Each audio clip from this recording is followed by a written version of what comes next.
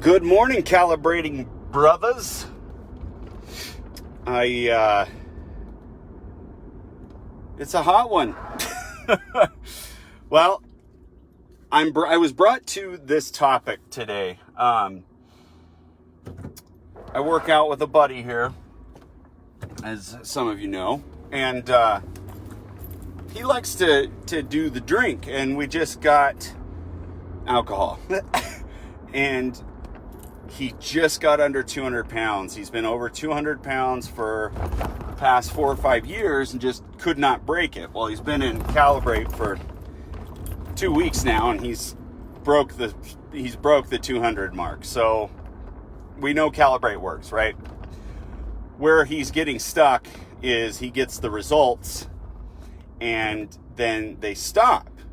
And he was not knowing why. It's like, man, I think I'm on a good trajectory, and then I'll just freeze. My weight will freeze for a week, and I get really disgruntled.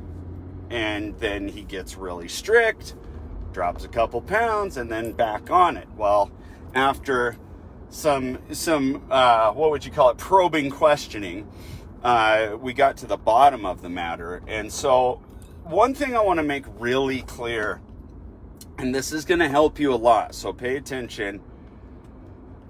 Alcohol is not your friend in any part of the equation. And if you like to have a drink every now and then, I am not saying you've got to stop. I'm not going to push like moral beliefs on you or anything. But here is the problem when it comes to alcohol and like getting in shape. Alcohol isn't just extra calories, okay? Alcohol isn't, it isn't a viable treat, if you will. And here's why. Have you ever noticed how beer drinkers, even whiskey drinkers, whatever, they end up having big bellies, and the bellies are usually hard? That's because alcohol skyrockets your cortisol levels.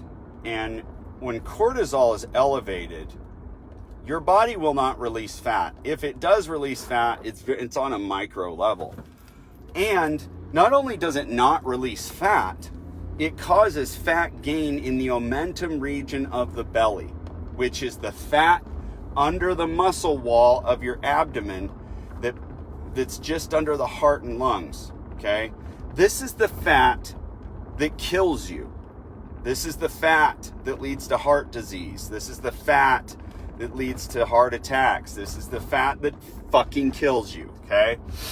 And the body, luckily, when you start getting in shape, start eating healthy, all that good stuff, your body will go for fat first, because the body knows that's dangerous.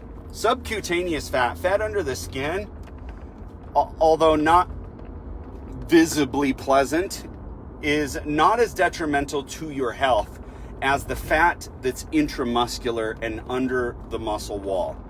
And so by drinking, you're raising your cortisol levels, and those levels, here's the key, those levels stay elevated for 24 hours. So if you have some drinks the night before, you will not lose fat for the entire day after. Did you hear me? And that could be off just 1 to 3 drinks. Because the cortisol is so high that the body's like, we're in a stress state, do not release fat. We may need fat for later. We're in an emergency. Oh shit, shut shit down. And that is what happens with alcohol. One very slight, what do you call it? God. One alcoholic drink that you can have with the least amount of detrimental effects is red wine, but it should be only about 6 to 9 ounces a week. Okay? A week. So keep this in mind. I know it's going to hurt a lot of feelings. Hopefully not. Alcohol, I mean, listen, I've had my issues with alcohol, so I have judgments against it. And that's my own view about it. But if you're wanting to get in shape, you're not going to be able to at the rate you would like and at the level you would like because of the alcohol, okay? I hope that makes sense. You guys are crushing it. I'm loving what I'm seeing. Let me see some before and afters. Shoot me pictures of how you're doing. Shoot me pictures of what you think. Let's grow this thing like a viral mofo, rebuilding 1 million men through the high performance method and calibrate.